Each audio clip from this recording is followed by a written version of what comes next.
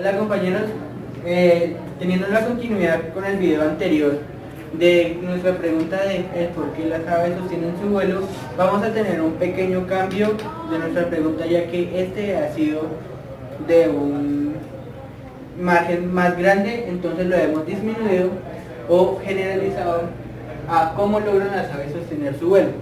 Teniendo en cuenta esto y el video anterior de todos los conceptos ya vistos y de todo lo que hemos consultado en los artículos científicos en las páginas recomendadas, hemos encontrado dos artículos los cuales se pueden fundamentar ante la pregunta que nos estamos haciendo, y estos se pueden encontrar de la siguiente manera.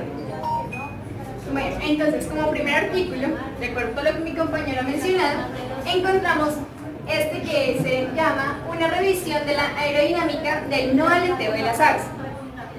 ¿Qué nos dice este primer artículo? Tenemos tres conceptos muy fundamentales, que son la fuerza aerodinámica, la estructura y el flujo transitorio de interacción fluido-estructura. Entonces, de la fuerza aerodinámica que tenemos, sabemos que la fuerza aerodinámica es la fuerza que se ejerce sobre el fluido. Entonces, ¿qué nos permite esta fuerza aerodinámica? Que la presión del fluido sea menor por encima, en la parte superior de las aves, de las alas de las aves, y que sea mayor la presión en la parte inferior de las alas de las aves. ¿Qué permite esto? Que las aves sostengan su vuelo, que la resistencia del fluido sea mayor. Esto les da un poco de estabilidad. Además de eso, tenemos la estructura, que tenemos acá, la morfología y los mecanismos. Como morfología, ya lo habíamos mencionado en el video anterior, y para tener continuidad, sabemos que los huesos de las aves son huecos, haciendo esto que el peso de las aves sea bajo, sea pequeño. Y como mecanismos tenemos el tipo de respiración que estas llevan a cabo. Entonces, ¿qué encontramos con los mecanismos de respiración? Las aves tienen un sistema de respiración bidireccional. ¿Qué significa? Que su respiración se lleva a cabo por una fosa nasal, adquieren el oxígeno que necesitan y expulsan el que no necesitan. Entonces, ¿qué hace esto? Que no se llenen de oxígeno y su peso siga siendo bajo. Esto permite que su peso no aumente, no lo sostenga. Y como tercer concepto tenemos el flujo transitorio de interacción fluido-estructura. Entonces acá tenemos el control del flujo y los vórtices de flujo. Esta es la forma en cómo las aves se adaptan al tipo de fluido, al tipo de flujo que está llevando a cabo el fluido. Acá tenemos en cuenta la densidad, que se ve directamente relacionada con el tipo de humedad que tenga el día. Por ejemplo, no es igual el flujo de aire o las corrientes de aire en un día lluvioso a un día caluroso. Bueno, ya teniendo en cuenta lo que nos dijo la compañera con el primer artículo científico encontrado, vamos a abarcar un segundo artículo encontrado que nos puede apoyar a la pregunta que tenemos. En este caso, nuestro segundo artículo es la aerodinámica, la detención y el control de vuelo de las aves, de las alas de insecto a gran escala.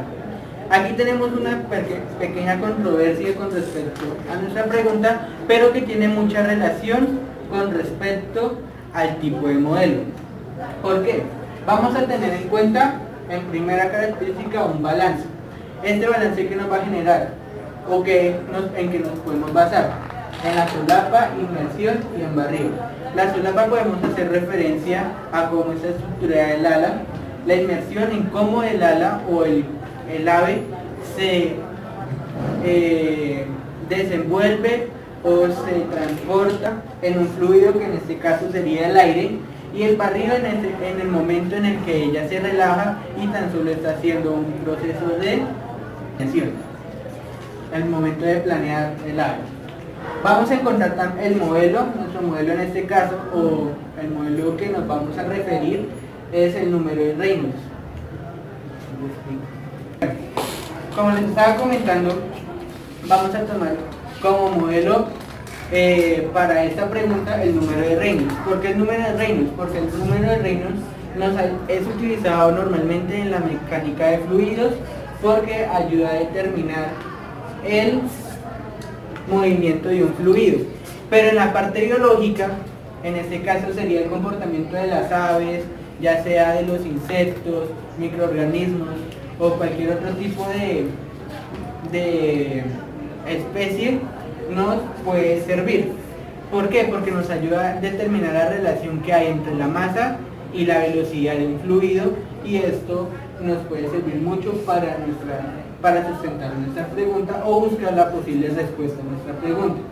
El número Reynolds está compuesto por la siguiente ecuación: densidad por la velocidad del fluido por, en este caso puede ser el diámetro, sería diámetro si lo estuviéramos hablando con respecto a mecánica de fluidos, pero en este caso, como es una especie, va a ser la longitud en este caso la envergadura de las alas, y va a ser acompañado de un mu, que sería la viscosidad dimensional del fluido, dinámica del fluido, la viscosidad dinámica del fluido. En este caso tenemos que la viscosidad cinética de un fluido también la podemos encontrar de esta manera, que es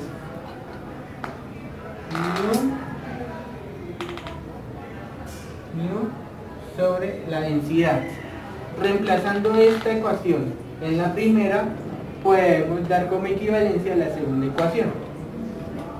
También, como otra característica del segundo artículo encontrado, es el diseño flexible de las alas.